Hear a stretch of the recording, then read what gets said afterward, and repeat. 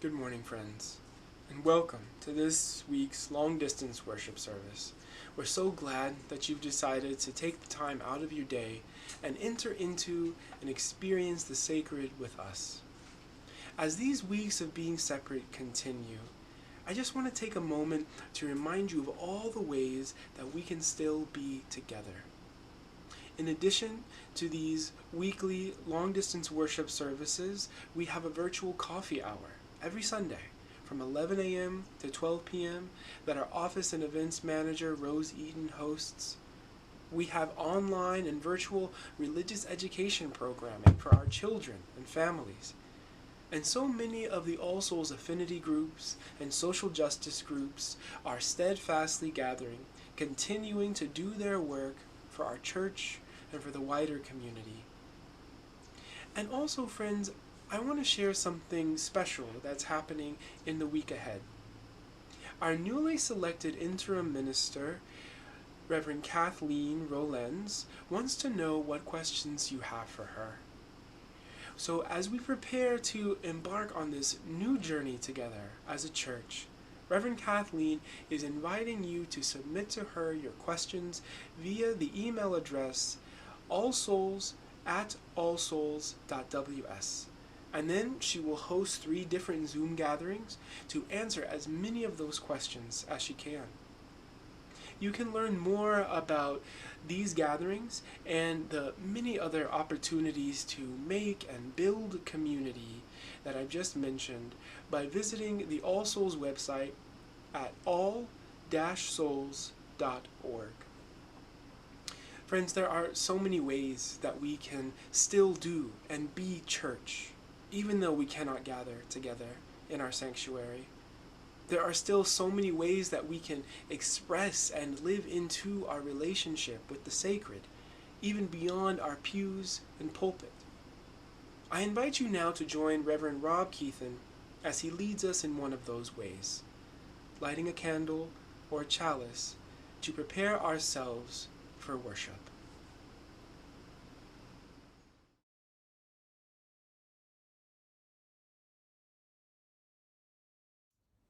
Now is the time to light our chalice. I invite you to do so at home to these words from Dag Hammarskjöld. Each morning we hold out the chalice of our being to receive, to carry, and to give back.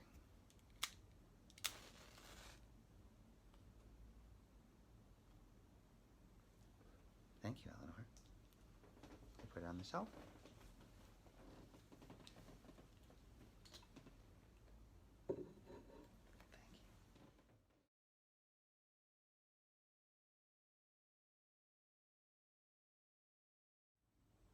We turn now to our pastoral prayers. Our grief is with Emily Hogan, Michael Fontaine, and his family as they mourn 2 significant losses: the death of Michael's father, Brian, and also the loss of Michael's 4-year-old cousin, Melina, who died this week from an incurable brain tumor. Let us send them prayers of love and prayers of comfort in this terrible time. Our thoughts and well wishes are with Cynthia Rosenwald as she enters a process of vocational discernment and discovery. Let us rejoice with Tom Taylor and his family as Tom is returning home from several weeks in a rehab facility after a fall. We offer our goodbyes and well wishes to Michael Sheridan as she settles in North Carolina for this new chapter of her life. And finally, we offer a final prayer for Reverend Rob Hardy's, All Souls Senior Minister for these last 19 years. Reverend Rob's last day is this Tuesday, so we offer prayers of thanks, appreciation, and good luck to him as he embarks on the next chapter in his journey as well. In the moment of silence that follows, I invite you to speak aloud the names of you carry on your heart this morning.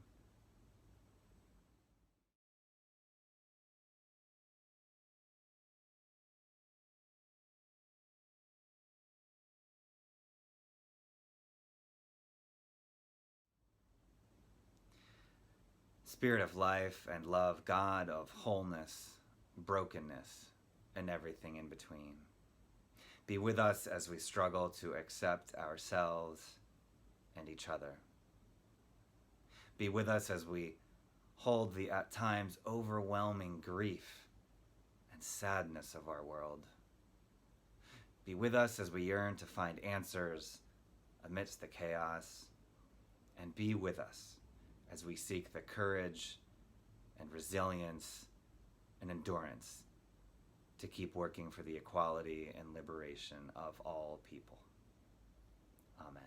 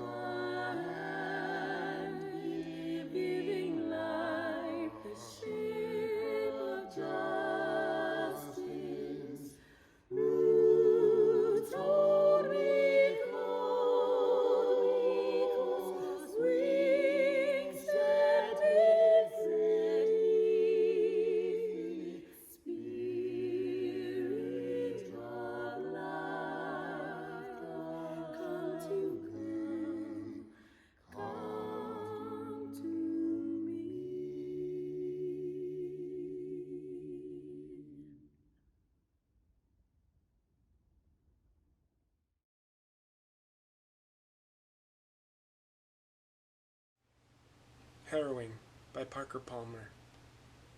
The plow has savaged this sweet field, misshapen clods of earth kicked up, rocks and twisted roots exposed to view last year's growth demolished by the blade.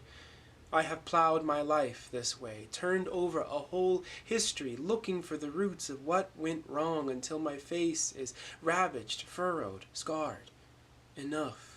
The job is done. Whatever's been uprooted, let it be seedbed for the growing that's to come. I plow to unearth last year's reasons. The farmer plows to plant a greening season.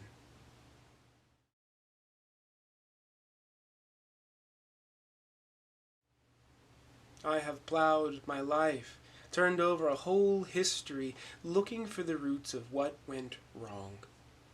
So many of us can relate to that sentiment, can't we? So many of us have had that experience where we find ourselves looking at the landscape of our lives, shoulders slumped, under the weight of our own regrets and wonder, how? How did I get here? What went wrong? Was it the choice to move to that city? Did I pick the wrong partner? Should I have stayed at that other job? Could I have parented differently? Where did I go wrong? You know, our society suggests that if we do everything right, if we go to the right schools, if we work with the right amount of rigor and intensity, if we associate with the right people and build the right networks, if we achieve the right amount of success, well then, we'll find happiness. It's a relatively simple equation. Do the right things, make the right moves, and reap perfection. The poem that serves as this week's reading was written by a man who did just those things. He got a PhD from Berkeley, he taught at Georgetown, he wrote and published, he organized and pursued activism and causes that mattered to him. He was living out a perfect dream. However, he eventually had to admit the dream he was living wasn't his, and so, with time, that dream devolved into a depression. It was slow at first. He could shake it off and keep going, keep denying the truth of what the deepest parts of his psyche, the most vocal parts of his soul, were telling him. But before long, it became crippling. Before long, his truth wouldn't accept being ignored, so it took over his life. And it was from that place that this poem began taking form inside of Parker Palmer, the spiritual author whose words serve as our reading this morning. His journey from ignoring the truth of his life to letting it speak out loud was a journey paved with pain, with heartache, and with humiliation. It's a journey that led him deep into the dark places of his life, places that he never even thought himself ready to visit. It was a spiritual journey, rife with paradox and confusion and moments of deep emptiness. Anyone who's had a bout with depression and come out on the other side knows a thing or two about that journey. Anyone who's been forced to pick up the pieces of their lives after a devastating crisis, a diagnosis, an addiction, a divorce, knows that journey. And I think anyone truly awake to the moment our world finds itself in right now may also know a thing or two about this journey.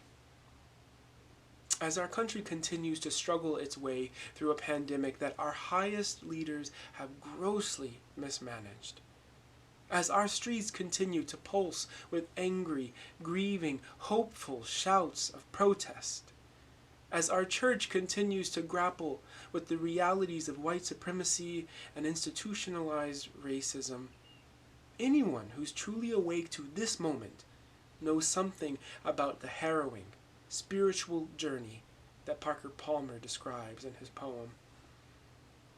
And like Parker Palmer, we, each of us, is faced with a choice. Do we persist in the comfort of our status quo? Do we stay in a job that saps our spirits? Do we stay in a relationship that is patently unhealthy? Do we stay quiet in a world that throbs with injustice? Do we let the comfort of the known drown out the voices of truth within us? Or do we act? I think for a lot of us, we've heard our lives or the events of this moment ask us this very question. And I think a lot of us have answered quickly and certainly yes. Yes, I will act. However, while a lot of us have said yes to taking action, we haven't yet said yes to the discomfort and the disquiet that our yeses will actually provoke. Resmaa Menakem, a clinical therapist and author, recently published a groundbreaking book called My Grandmother's Hands. In this book, Menakem offers readers a powerful framework for understanding the deep historical, and abiding relationship between trauma and race. For Menachem, conversations about race, even those hard-hitting, radical, and deeply analytical conversations about white supremacy and the legacy and persistence of systemic racism, even those conversations too frequently don't go far enough, because ultimately they remain at the level of the mind. And the real work, according to Menachem, needs to start in the body. So many of us have become accustomed to taking action by provoking conversation. So accustomed, in fact, that we've grown to a level of intellectual understanding and existential comfort with deeply discomforting topics. We found a way to engage at a distance by keeping our action at the level of the analytical. For Menachem, these kinds of conversations are in fact part of the problem. Comfort is in fact part of the problem. In a recent interview, Menachem said, quote, "White comfort trumps my liberation as a black man.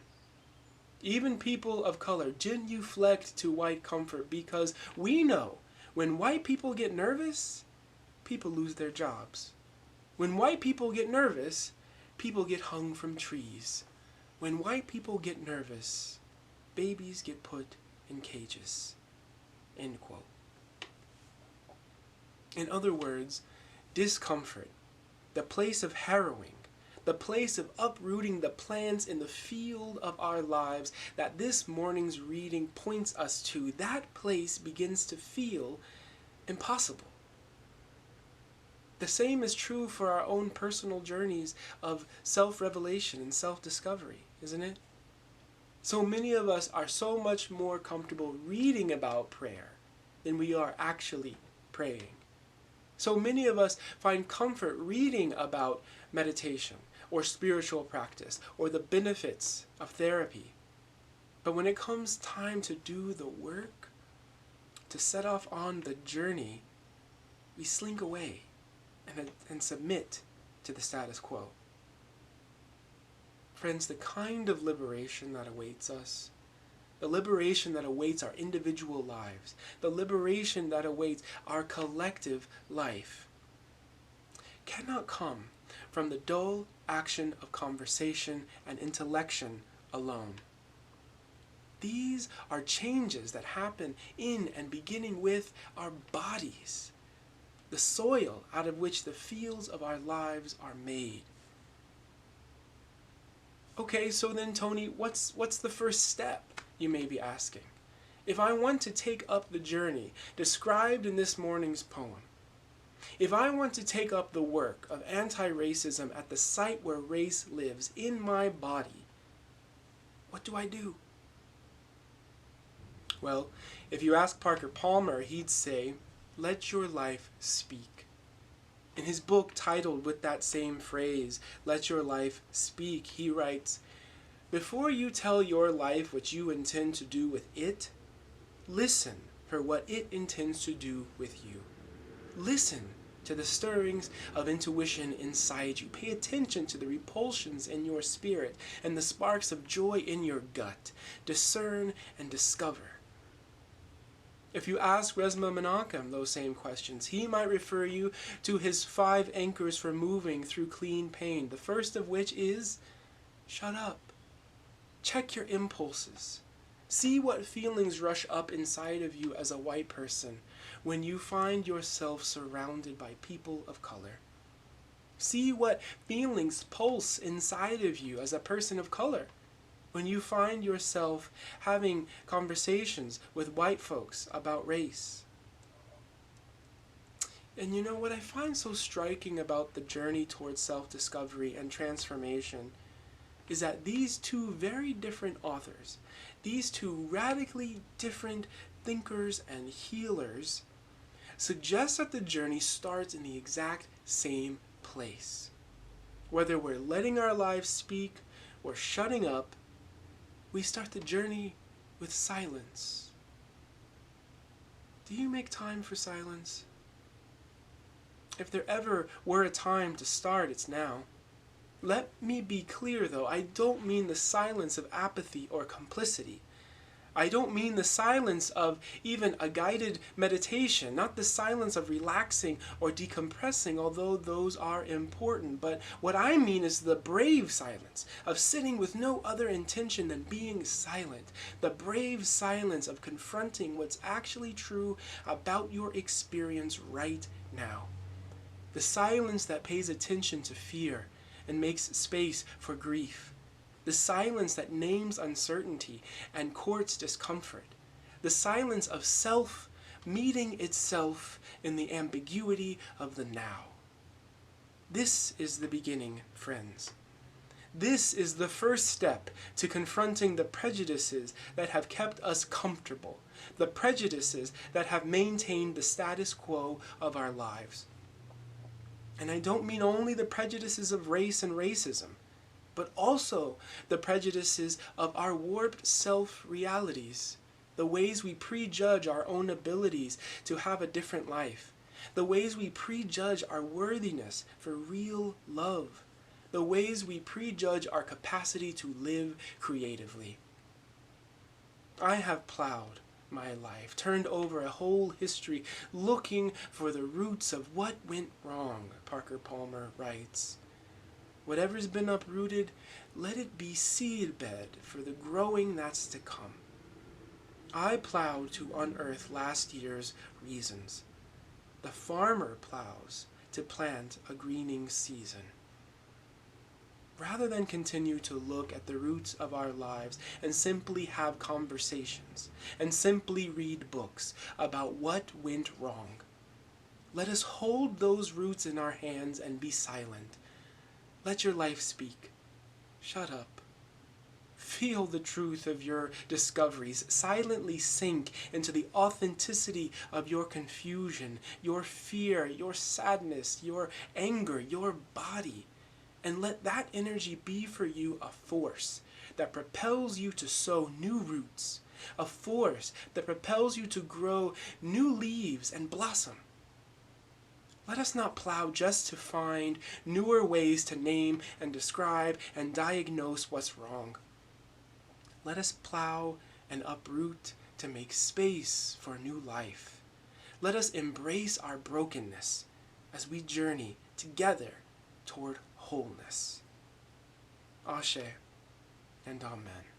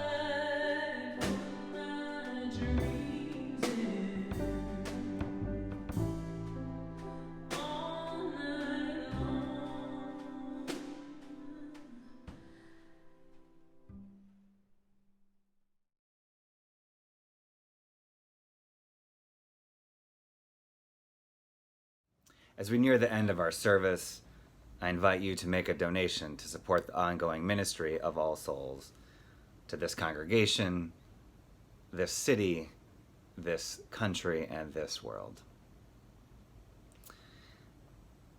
And I close today with the words of Reverend Barbara Peskin. Because of those who came before, we are. In spite of their failings, we believe. Because of and in spite of the horizons of their vision, we, too, dream. Let us go remembering to praise, to live in the moment, to love mightily, and to bow to the mystery. Amen. Eleanor, will you extinguish our chalice?